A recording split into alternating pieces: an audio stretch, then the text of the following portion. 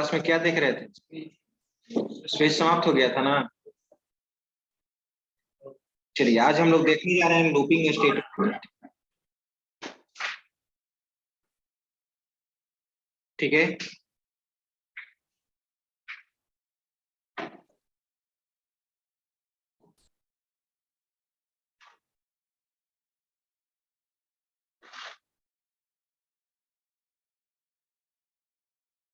तो जैसा कि आप जानते हैं क्यूब बेसिक के कॉन्सेप्ट से ही आपने फर्स्ट ईयर में पढ़ा है लूपिंग स्टेटमेंट का काम होता है। Looping statement is mainly used to repeat a block of statements multiple times according to requirement. ठीक है, जब तक कोई भी ब्लॉक ऑफ स्टेटमेंट को रिपीट आप कराना चाहते हो तब तक लूप चलता है। ठीक है, और जैसे ही कंडीशन फॉल्स हो जाता है हम लूप से क्या हो जाते हैं, बाहर हो जाते हैं। ठीक है, मेनली इसका टास्क है ब्लॉक ऑफ स्टेटमेंट को रिपीट करना। जैसा रिपीटेशन हो आपके अकॉर्डिंग टू रिक्वायरमेंट, उसके अनुसार हम लोग कंडीशन स्पेसिफाई करते हैं और ब्लॉक ऑफ स्टेटमेंट को रिपीट करते हैं। ठीक है, तो चलिए सबसे पहले आप हेडिंग दे दीजिए looping statement.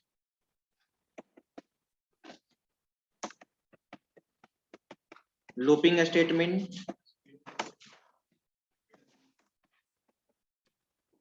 this statement is used to repeat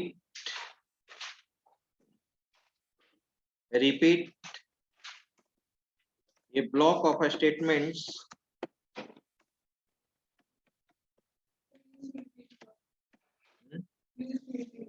this statement is used to repeat a block of statements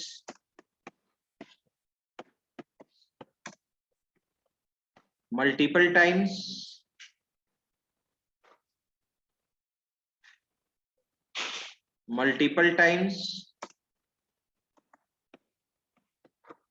according to requirement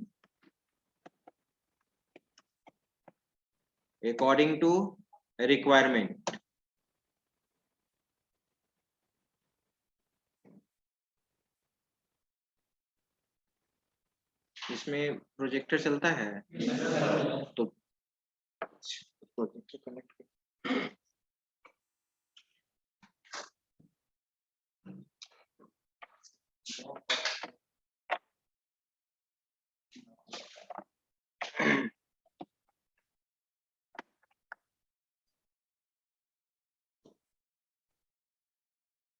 तो आपने देखा कि लूपिंग स्टेटमेंट हम लोग किस लिए यूज करते हैं।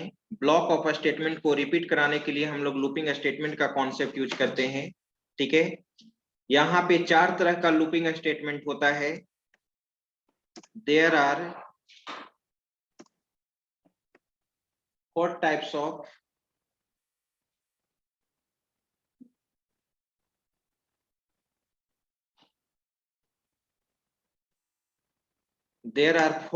ऑफ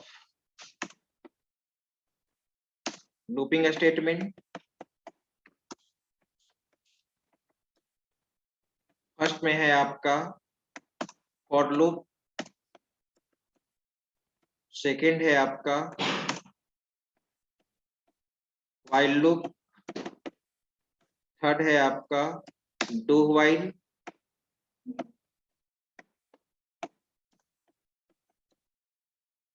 और फोर्थ है आपका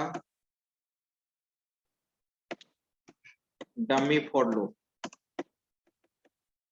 यही 4 तरह का लूप होता है जावास्क्रिप्ट में, C++ पे। जावा पढ़ेंगे तो आप एक और लूप बढ़ जाएगा फॉर ईच लूप। PHP पढ़ेंगे तो एक और लूप बढ़ जाएगा फॉर ईच लूप। यहाँ पे हम लोग 4 तरह के लूपिंग के कॉन्सेप्ट को यूज करेंगे। सभी लूप का काम है ब्लॉक ऑफ स्टेटमेंट को रिपीट करना। सबसे पहले हम लोग देखने जा रहे हैं for loop.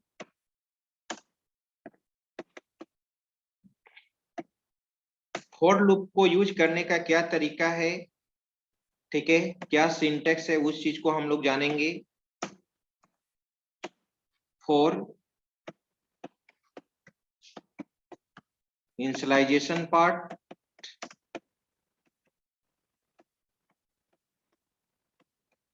Condition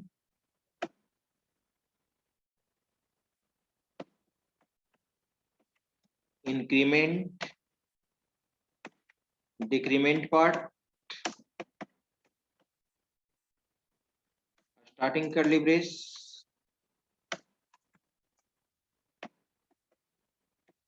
block of statements.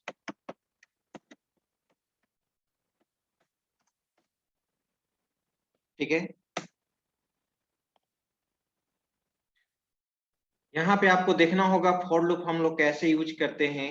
ठीक है, फॉर लूप में फैसिलिटी है कि हम एक ही साथ इंस्लाइजेशन पार्ट को, कंडीशन को और इंक्रीमेंट डिक्रीमेंट पार्ट को एक ही साथ लिख सकते हैं।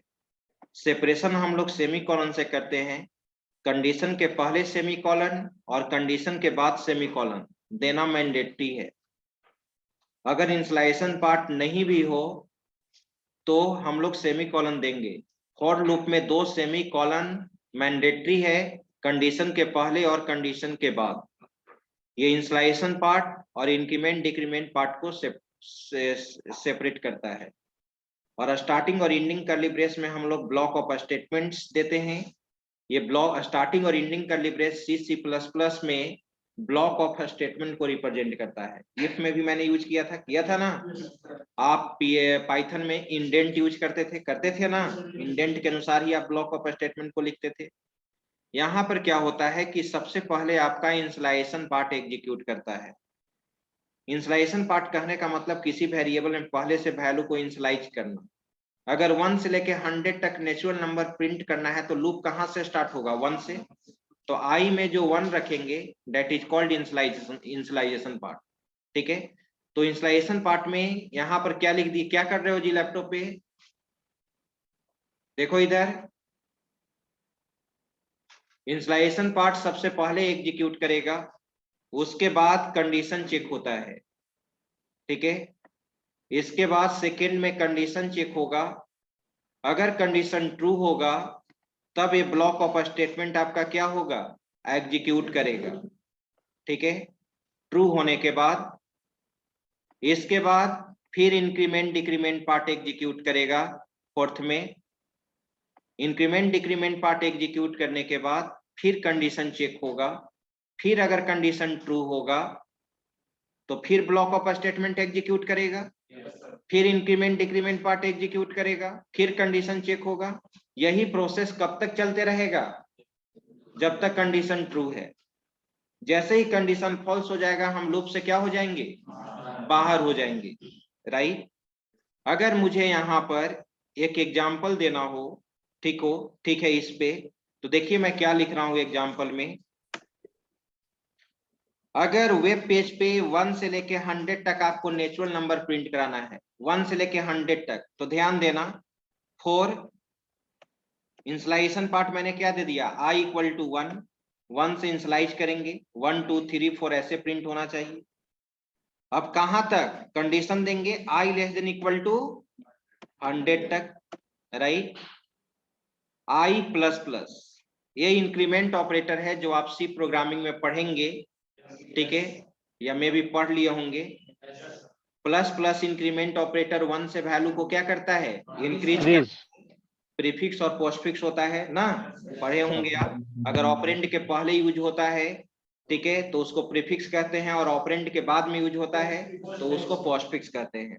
पोस्टफिक्स नेक्स्ट टाइम इवैल्यूएट होता है, और प्रीफिक्स जहां पे यूज होता है वहीं पे क्या हो जाता है? इवैल्यूएट हो जाता है। I plus plus. ठीक है, चलिए अब मैंने यहाँ पे स्टार्टिंग और एंडिंग कर्ली ब्रेस दिया, और मैंने एक मैसेज लिखा, डॉक्यूमेंट डॉट राइट। ठीक है, और मैंने यहाँ पे आई को प्रिंट किया। न्यू लाइन के लिए आप जानते हैं कि क्या यूज करते हैं? बिया टैग ना, बिया टैग यूज करते हैं। राइट, बन चुका है। ठीक है, देखो तो मैं ड्राई रन कर रहा हूं। सबसे पहले क्या एग्जीक्यूट करेगा? इंस्लाइजेशन पार्ट। आई में वैल्यू क्या है? 1। अब कंडीशन चेक होगा, 1 less than equal to 100, yes condition true है, 4 का बॉडी एग्जीक्यूट करेगा, तो आई का वैल्यू 1 प्रिंट कर गया। उसके बाद मैंने क्या बोला था कि इंक्रीमेंट पार्ट एग्जीक्यूट करेगा। आई का वैल्यू 1 था, अब आई का वैल्यू अब बढ़कर क्या हो जाएगा? 2। फिर कंडीशन चेक हुआ, 2 less than equal to 100, yes. फिर 4 का बॉडी एग्जीक्यूट करेगा, 2 प्रिंट हुआ। फिर आई का वैल्यू बढ़ेगा, यही प्रोसेस कहाँ तक चलेगा, 100 तक।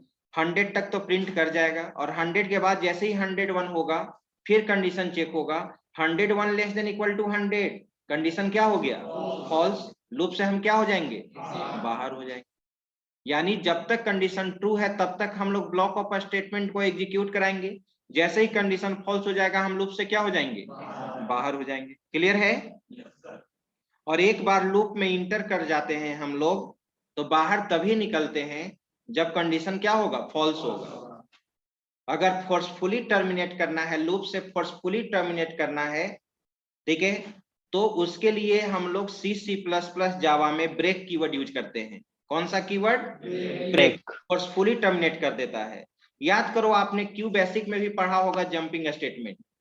फॉर लूप से टर्मिनेट करने के लिए क्यू बेसिक में क्या यूज करते थे, फोर से अगर फोर्सफुली टर्मिनेट होना है तो क्या यूज करते थे, एग्जिट फोर। एग्जिट फोर कहीं नहीं मिला था। फोर से अगर फोर्सफुली टर्मिनेट करना है, ठीक है, द एरे में 10 वैल्यू में किसी पार्टिकुलर एलिमेंट को सर्च करना है और थर्ड पोजीशन पे एलिमेंट सर्च हो गया, तो हम लूप को आगे क्यों बढ़ाएंगे, लूप से फोर्सफुली क्या हो जाएंगे, टर्मिनेट कर जाएंगे। तो लूप को क्यों चलने देंगे, अननेसेसरी हमारा इटरेशन क्यों चलेगा, हम फोर्सफुली लूप से क्या हो जाएंगे, बाहर हो जाएंगे। नोट कर लीजिए, नोट कर लिए, ठीक है। तो ये था हमारा फॉर लूप। अब मैं मुझे केवल सिंटेक्स का है, क्योंकि मैं जो आप सी प्रोग्रामिंग पे काफी प्रोग्राम पे प्रैक्टिस करेंगे, ठीक है, लेकिन मुझे सिंटेक्स बताना है कि जहां हम प्रोग्रामिंग में फॉर लूप यूज करें तो उसका सिंटेक्स आपको ऑलरेडी मालूम होना चाहिए कि क्या होता है। मैंने पहले भी बोला था कि सी का पूरा सिंटेक्स C++, जावा, PHP, C#.NET, PHP, जावास्क्रिप्ट सब में मैच करता है, ठीक है। और जो क्यू बेसिक में आपने पढ़ा है for next loop, while loop पढ़ा है आपने, डू व्हाइल पढ़ा है, ठीक है, वो आप थर्ड ईयर में जब विजुअल बेसिक पढ़ेंगे तो वहां पे मिलेगा। अब इसके बाद है हमारा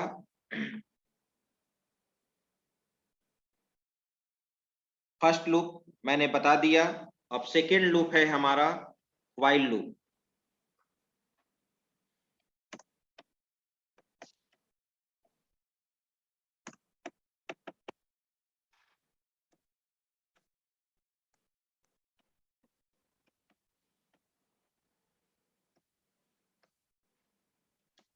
सिंटेक्स पहले हम लोग दे दिए,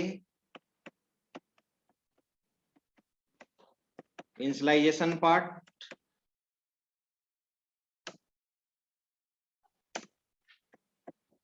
इसके बाद हम लोग व्हाइल में केवल कंडीशन देते हैं,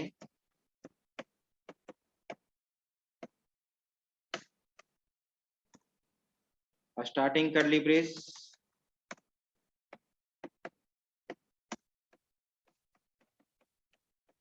ब्लॉक ऑफ स्टेटमेंट्स, इसी के अंदर हम लोग इंक्रीमेंट डिक्रीमेंट पार्ट देंगे।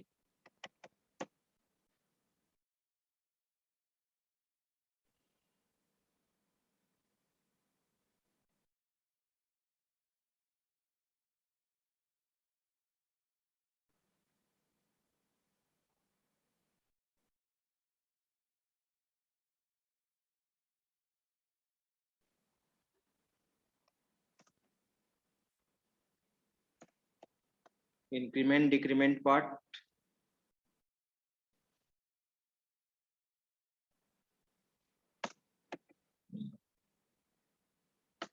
और इसका क्लोजिंग, ठीक है। अगर इस सिंटेक्स का एग्जांपल मुझे लिखना पड़े तो हम लोग यहाँ पे लिखेंगे, मान लो कि 1 से लेके 100 तक नेचुरल नंबर अभी आपने फॉर लूप से प्रिंट कराया था। अगर आप यहाँ पे करना चाहते हैं तो इनिशियलाइजेशन पार्ट को क्या लिखना होगा, पहले i equal to 1, while loop, इसमें केवल क्या देते हैं, condition i less than equal to 100।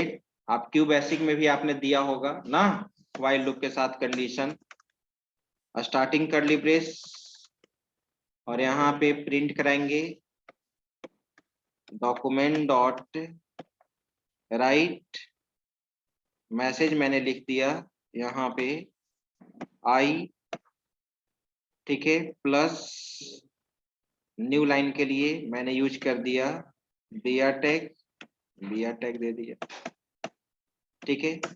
अब आई का वैल्यू 1 के बाद 2 होना चाहिए, 3 होना चाहिए, उसके वैल्यू को बढ़ाएंगे ना।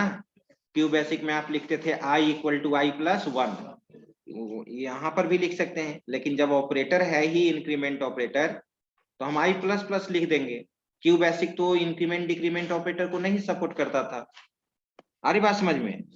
आई प्लस प्लस, ये आपका व्हाइल लूप का सिंटेक्स हो गया। इस सिंटेक्स को जरा हम ड्राई रन करते हैं। आई का वैल्यू 1, सबसे पहले इंस्लाइशन पार्ट, आई में वैल्यू क्या है 1। अब कंडीशन चेक होगा, ठीक है, 1 less than equal to 100, yes, condition true है तो व्हाइल का बॉडी एग्जीक्यूट करेगा। डॉक्यूमेंट डॉट राइट, आई का वैल्यू यहाँ डबल कोट में लिख दिए हैं, गलत हो गया है। आई का वैल्यू 1 प्रिंट करेगा, उसके बाद न्यू लाइन, फिर अब आई का वैल्यू क्या हो जाएगा 2, फिर कंडीशन चेक होगा 2 less than equal to 100, yes, फिर व्हाइल का बॉडी एग्जीक्यूट करेगा, फिर 2 प्रिंट किया, फिर आई का वैल्यू क्या हो जाएगा 3 हो जाएगा, फिर कंडीशन चेक हुआ 3 less than equal to 100, yes, फिर व्हाइल का बॉडी एग्जीक्यूट करेगा। आ रही बात समझ में? ठीक है, यही प्रोसेस चलते रहेगा जब तक कंडीशन हमारा क्या है ट्रू है। जैसे ही कंडीशन फॉल्स हो जाएगा हम लूप से क्या हो जाएंगे, बाहर हो जाएंगे। ठीक है, एक चीज और मैं बताना चाहता हूं, वैसे आप सी प्रोग्रामिंग में पढ़ेंगे ही, लेकिन मैं बता देना चाहता हूं यहाँ पे, वो चीज आप देख लो। यहाँ पे फॉर लूप को तुम ऐसे भी लिख सकते हो और करके, अगर मैं इंस्लाइशन पार्ट को नहीं दिया, अगर इंस्लाइशन पार्ट को नहीं दिया पहले आई, ये तो फॉर लूप में फैसिलिटी है कि इंस्लाइशन पार्ट, कंडीशन और क्या इंक्रीमेंट डिक्रीमेंट पार्ट एक साथ लिख सकते हैं। हम ऐसे भी लिख सकते हैं आई इक्वल टू मैंने क्या दे दिया 1, इंस्लाइशन पार्ट को पहले। अब फॉर लूप में सेमीकोलन तो देना जरूरी है, बस फॉर लूप में मैंने कंडीशन दे दिया आई लेस देन इक्वल टू 100, और इंक्रीमेंट पार्ट को भी यहाँ नहीं दिया, ब्लॉक ऑफ स्टेटमेंट। कोई भी आपसे पूछेगा कि अगर हम इंस्लाइशन पार्ट और इंक्रीमेंट पार्ट अगर 4 के साथ नहीं देंगे तो क्या सेमीकोलन देना पड़ेगा या नहीं, देना जरूरी है। आ रही बात समझ में? ऐसा नहीं समझेंगे कि इंस्लाइशन पार्ट रहेगा या इंक्रीमेंट डिक्रीमेंट पार्ट रहेगा तभी सेमीकोलन देंगे। क्लियर है? तो यहाँ पे आप प्रिंट करा दो, कॉपी कर लिया मैंने, कंट्रोल सी। एक चीज और मैं यहाँ पे आपको बताना चाहूंगा, जो आप सी प्रोग्रामिंग में देखोगे, अगर कोई आपसे पूछ दे, अगर कोई आपसे पूछ दे कि सर आप ये मुझे बताइए कि अगर मोर देन 1 इंस्लाइशन पार्ट होगा, मोर देन 1 इंक्रीमेंट पार्ट होगा, तो अगर हमको फॉर लूप में उसको लिखना होगा तो कैसे लिखेंगे? ऐसा भी तो हो सकता है कि i इक्वल टू 1 और j इक्वल टू 1 दोनों लिखना पड़े। Yes sir. i equal to 1 भी लिखना पड़े, j इक्वल टू 1 भी लिखना पड़े, k इक्वल टू 1 भी लिखना पड़े। 3 इंस्लाइशन पार्ट है और 3 कंडीशन है, 3 इंक्रीमेंट पार्ट है, i plus plus, j plus plus, k plus plus. Very good, comma से सेपरेट करेंगे। किससे सेपरेट करेंगे? कोमा यूज करेंगे। ये सब फॉर लूप का स्टैंडर्ड फॉर्म है जो जानना जरूरी है। तो मैंने यहाँ पे लिख दिया, अगर मोर देन 1 इंस्लाइशन पार्ट है तो i equal to 1 comma j equal to 1 comma. आ रही बात समझ में? ठीक है, जितना मोर देन 1 इंस्लाइशन पार्ट है तो k इक्वल टू 1। क्लियर? अब condition i less than equal to 100। आ रही बात समझ में? ठीक है, और आप कह सकते हैं कि सर मोर देन 1 कंडीशन होगा तब, तो कंडीशन को कंबाइन करने के लिए तो आप क्यू बेसिक्स से ही पढ़ते आ रहे हैं, लॉजिकल एंड लॉजिकल ऑपरेटर पढ़े हैं ना। तो कंडीशन को अगर कंबाइन करना होगा तब तो लॉजिकल ऑपरेटर यूज करना होगा। अब इंक्रीमेंट पार्ट कितना बच्चे गलती कर देते हैं कि सेपरेशन सेमीकोलन से ही कर देंगे। फॉर लूप में तो 2 ही सेमीकोलन यूज होता है, इंक्रीमेंट पार्ट को सेपरेट करता है और एक इंस्लाइशन पार्ट को। ऐसे थोड़ी होगा कि i equal to 1 semicolon, j equal to 1 semicolon, k equal to 1। गलत। i plus plus comma J plus plus comma K plus plus. चलिए ये भी आप जान गए।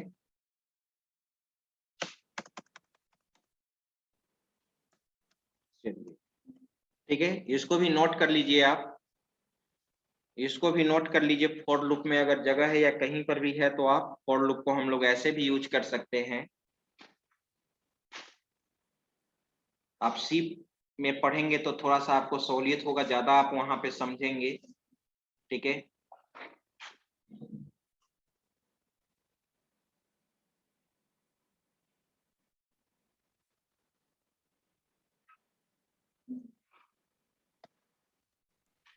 सर इसका पीडीएफ भेज दीजिएगा ना। ओके। पीडीएफ तो और बैच में भेज दिए थे, रुको भेज ही देते। हम लोग में नहीं भेजे हैं सर। ओके ओके, हाँ बीसीए के में भेज देते हैं। PPU sir. एकेयू में भेजे थे, भेज देते हैं पीपीयू में। BCA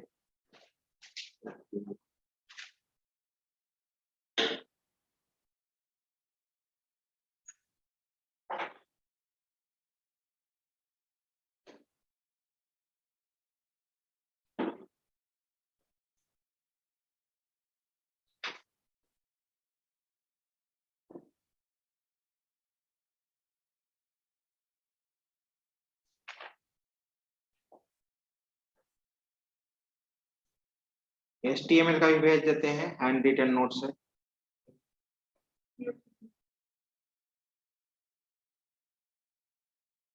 BSc IT, BSc IT, BCA, BCA,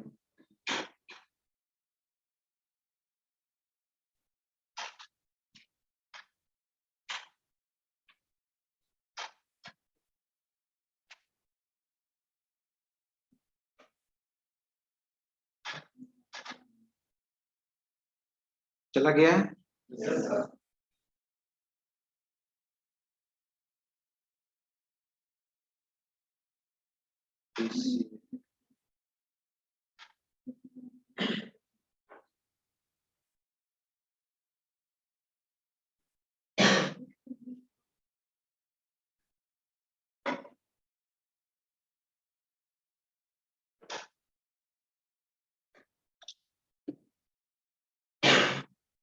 ठीक है, तो ये था व्हाइल लूप। और अभी तक आपने फॉर लूप और व्हाइल लूप में क्या देखा कि जब कंडीशन पहले चेक होगा तभी बॉडी एग्जीक्यूट करेगा। इस तरह के लूप को हम लोग क्या कहते हैं, प्रीवियस क्लास में मैंने बताया था, एंट्री कंट्रोल लूप। इसको क्या कहते हैं, एंट्री कंट्रोल लूप। सबसे पहले कंडीशन चेक होगा तब बॉडी एग्जीक्यूट करेगा। और एक लूप मैंने बताया था exit control loop. Exit control loop में क्या होगा कि ओनली फर्स्ट टाइम उसको कंडीशन से कुछ मतलब नहीं रहेगा। ओनली फर्स्ट टाइम उसको कंडीशन से कुछ मतलब नहीं रहेगा। ठीक है, यानी फर्स्ट टाइम बिना कंडीशन चेक किए हुए बॉडी एग्जीक्यूट कर जाएगा। नेक्स्ट टाइम से कंडीशन चेक होना क्या होगा, स्टार्ट होगा। नेक्स्ट टाइम से कंडीशन चेक होना स्टार्ट होगा। ठीक है, तो इसको हम लोग कहते हैं एग्जिट कंट्रोल लूप। ठीक है, वो थर्ड लूप जो हमारा है यही है। यहाँ पे डू व्हाइल लूप, इसको जनरली हम लोग यूज करते हैं चॉइस बेस्ड प्रोग्राम बनाने के लिए, मेनू बेस्ड प्रोग्राम बनाने के लिए। ठीक है, जहां बार बार मेनू को रिपीटेशन में लाना है तो वहां पे हम लोग डू व्हाइल का कॉन्सेप्ट यूज करेंगे।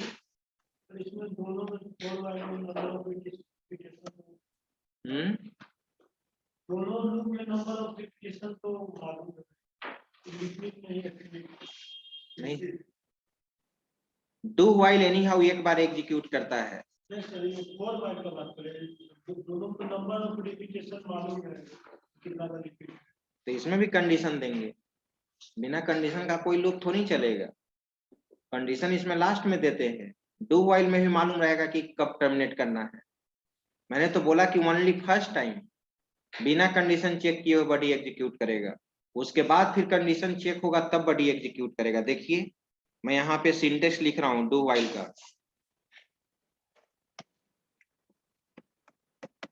सिंटेक्स, सबसे पहले इंस्लाइजेशन पार्ट,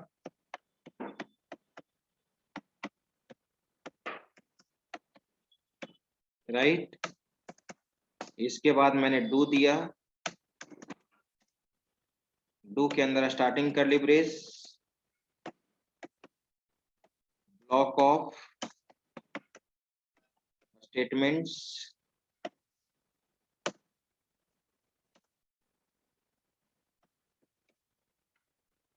इंक्रीमेंट, डिक्रीमेंट पार्ट मैंने दे दिया। इसके बाद व्हाइल, व्हाइल लास्ट में कंडीशन, कंडीशन दे दिया और लास्ट में क्या दे दिया, सेमीकोलन। ठीक है, तो देखिए अब मैं जरा समझा रहा हूं, यहाँ पे एग्जाम्पल लिख लेता हूं, उसके बाद मैं समझाता हूं। एग्जाम्पल 1 से लेके 100 तक अगर नेचुरल नंबर प्रिंट कराना है तो i इक्वल टू 1 व्हाइल नहीं डू स्टार्टिंग कर्ली ब्रेस,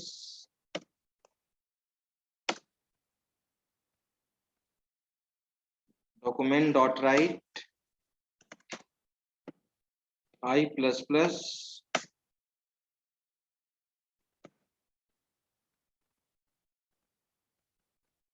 और यहाँ पे लास्ट में व्हाइल का कंडीशन, व्हाइल कंडीशन और यहाँ पे सेमीकोलन।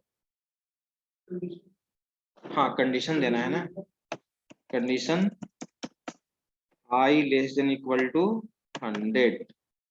देखिए ड्राई रन कर रहा हूं, ध्यान दीजिए, ध्यान दीजिए 1 मिनट। i का वैल्यू 1 है, मैंने क्या बोला था कि फर्स्ट टाइम बिना कंडीशन चेक किए हुए डायरेक्ट हम बॉडी में आ जाएंगे, राइट। अगर i का वैल्यू यहाँ 1000 भी रहेगा ना तो वो प्रिंट करेगा, क्योंकि फर्स्ट टाइम इसको कंडीशन से कुछ मतलब नहीं है। आइए मान लो कि i में वैल्यू 1000 है, डायरेक्ट हम डू में रिपीट कर गए, 1000 प्रिंट करेगा, 1000 के बाद क्या होगा 1001। अब नेक्स्ट टाइम कंडीशन चेक होगा, अगर नेक्स्ट टाइम यानी सेकेंड टाइम कंडीशन ट्रू होगा तभी डू का बॉडी रिपीट करेगा, अदरवाइज हम लूप से बाहर हो जाएंगे। तो i का वैल्यू 1001 है, 1001 less than equal to 100, condition क्या फॉल्स, लूप से बाहर। तो आप कह सकते हैं ना कि डू व्हाइल एनी हाउ एक बार एग्जीक्यूट करेगा ही, लेकिन अभी i का वैल्यू हमारा क्या है 1 है, i का वैल्यू 1, कंडीशन नहीं फर्स्ट टाइम चेक करता है, डायरेक्ट हम यहाँ पे बॉडी में इंटर कर जाएंगे, i का वैल्यू 1 प्रिंट करेगा। अब नेक्स्ट टाइम i का वैल्यू क्या होगा 2, प्रिंट करने के बाद वैल्यू जो होगा वो हमारा क्या होगा 101 होगा। आ रही बात समझ में, ठीक है। जैसे ही 101 हो जाएगा हम लूप से क्या हो जाएंगे बाहर। देखिए कंडीशन चेक होगा 101 less than equal to 100, condition false, loop से क्या हो गया, क्लियर है। चलिए चौथा लूप बचा डमी 4, जो क्यू बेसिक सपोर्ट नहीं करता है, सी प्लस प्लस, जावा, पीएचपी, जावास्क्रिप्ट सपोर्ट करता है। देखिए मैं लास्ट लूप लिख रहा हूं यहाँ पे, डमी 4 लूप।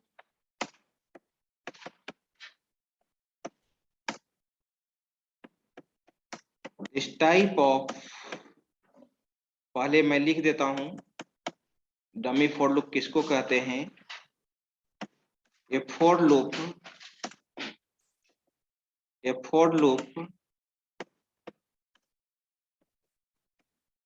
terminated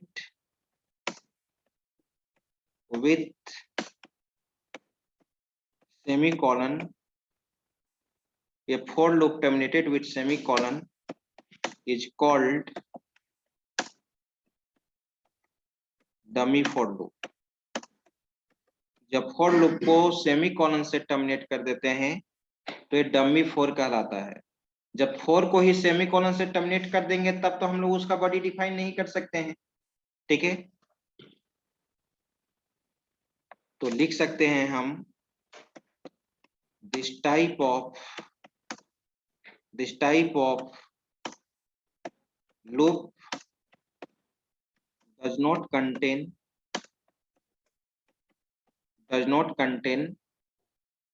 ठीक है बड़ी। इस तरह का लूप में हम लोग बड़ी डिफाइन नहीं करते। सिंटेक्स क्या होगा, मैं फॉर लूप वाला कॉपी करता हूं यहाँ पे, मुझे बस इस पार्ट का जरूरत है, कंट्रोल सी,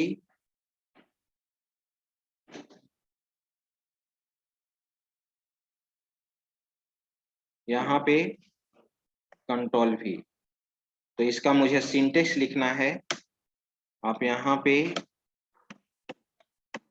सिंटेक्स, ठीक है, और सिंटेक्स में हम फॉर लूप को यहीं पे सेमीकोलन से टर्मिनेट करते हैं, और इंक्रीमेंट डिक्रीमेंट पार्ट की जगह पे बेस्ट होगा कि हम यहाँ पे ऑपरेशनल पार्ट लिखेंगे। ऑपरेशनल पार्ट भी लिख सकते हैं आप, इंक्रीमेंट डिक्रीमेंट पार्ट भी लिख सकते हैं। अब फॉर लूप को आप यहीं पे सेमीकोलन से टर्मिनेट कर दिए, तब आप स्टार्टिंग एंडिंग कर्ली ब्रेस में ब्लॉक ऑफ स्टेटमेंट नहीं लिख सकते हैं। आपने तो यहीं पे फॉर को क्या कर दिया, टर्मिनेट कर दिया, ठीक है, तब कैसे आप आगे लिखेंगे। तो अब एक प्रश्न उठता है कि डमी लूप से किस किस टाइप के प्रॉब्लम को बनाया जा सकता है। जैसे याद करो, आप क्यू बेसिक में प्राइम नंबर का प्रोग्राम बनाए होंगे, ठीक है, प्राइम नंबर का प्रोग्राम, फैक्टर का प्रोग्राम, आर्मस्ट्रॉन्ग नंबर का प्रोग्राम, पैलिंड्रोम का प्रोग्राम। बस यही जान लो कि जो प्रोग्राम लूप के अंदर इफ कंडीशन यूज करता है, लूप के अंदर अगर इफ कंडीशन तुम यूज करते हो, उस तरह के प्रोग्राम को हम डमी फॉर से नहीं बना सकते हैं। जिसमें इफ कंडीशन यूज नहीं होता है, उस प्रॉब्लम को आप डमी फॉर से बना सकते हैं। जैसे किसी नंबर का फैक्टोरियल वैल्यू निकालना, किसी नंबर के सारे डिजिट को सम करना, पैलिंड्रोम नंबर निकालना, आर्मस्ट्रॉन्ग नंबर चेक करना, पैलिंड्रोम नंबर चेक करना, ठीक है। तो इस तरह के प्रॉब्लम को आप डमी फॉर से बना सकते हो, ठीक है।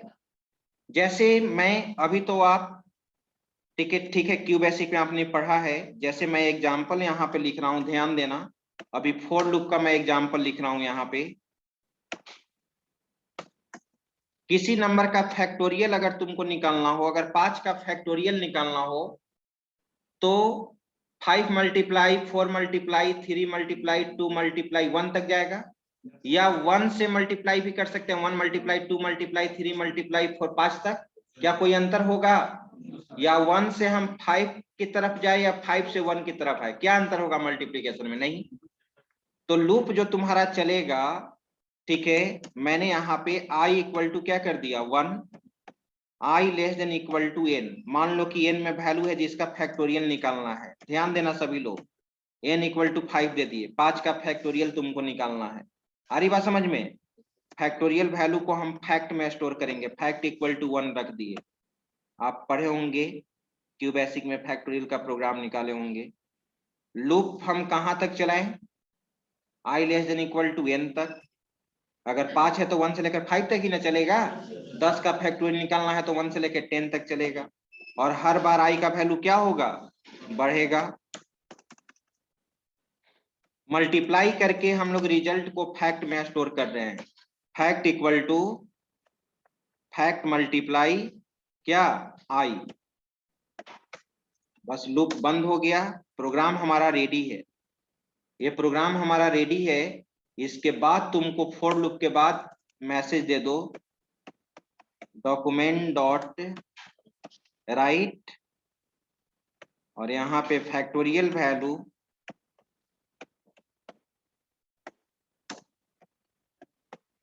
इक्वल टू प्लस फैक्ट, ठीक है, प्रिंट कर जाएगा। अगर मैं ड्राई रन करना चाहता हूं तो ध्यान दो सभी लोग,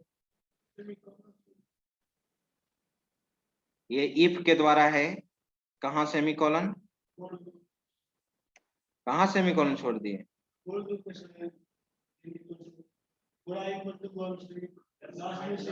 अभी कैसे देंगे, अभी तो हम फॉर लूप से बनाए हैं, डमी फॉर से थोड़ी बनाए हैं। इस लॉजिक को मैं समझा रहा हूं, ध्यान दो। ड्राई रन करने का कॉन्सेप्ट होता है कि जो भी वेरिएबल तुम लिए हो उसको तुम कॉलम फॉर्मेट में रख लो। ये प्रोग्राम का ड्राई रन करने का कॉन्सेप्ट होता है। हर प्रोग्राम को खुद से ड्राई रन किया करो, माइंड तुम्हारा क्रिएटिव होगा। और एक आई है, बताओ तो आई में अभी फैक्ट में वैल्यू क्या है तुम्हारा 1 और एन में वैल्यू क्या है 5 और आई में क्या है 1। लूप कंडीशन चेक होगा 1 less than equal to 5। Yes condition 2 है, 4 का बॉडी एग्जीक्यूट करेगा ना। तो fact equal to fact into i का वैल्यू 1 और फैक्ट का वैल्यू क्या है 1। अगर कोई कहे कि ये 1 क्यों रखे हैं, 1 हम नहीं रखें, 1 से ही क्यों आप इनिशियलाइज किए हैं, अदर नंबर से भी तो इनिशियलाइज कर सकते थे, क्यों 1 से करेंगे, रीजन हम पूछना चाह रहे हैं। हाँ, किसी भी को 1 से मल्टीप्लाई करेंगे नीड होगी उस पे तो कोई रिजल्ट फर्क पड़ेगा नहीं, ठीक है। 0 रख देंगे तो टर्म 0 हो जाएगा। आ रही बात समझ में। सम करने के लिए तुम सम में 0 रखते हो इसलिए क्योंकि सम करने पे 0 कोई फर्क नहीं पड़ता है, वैल्यू हमारा वैरी नहीं करेगा। और अगर हम लोग वैल्यू इनिशियलाइज क्यों करें, नहीं करें, फैक्ट में अगर इनिशियलाइज नहीं करें तब क्या प्रॉब्लम होगा। आप क्यों बेसिक पढ़ चुके हैं, सोचो लॉजिक। हम फैक्ट में 1 नहीं रखें, कुछ भी नहीं रखें तो क्या प्रॉब्लम आएगा।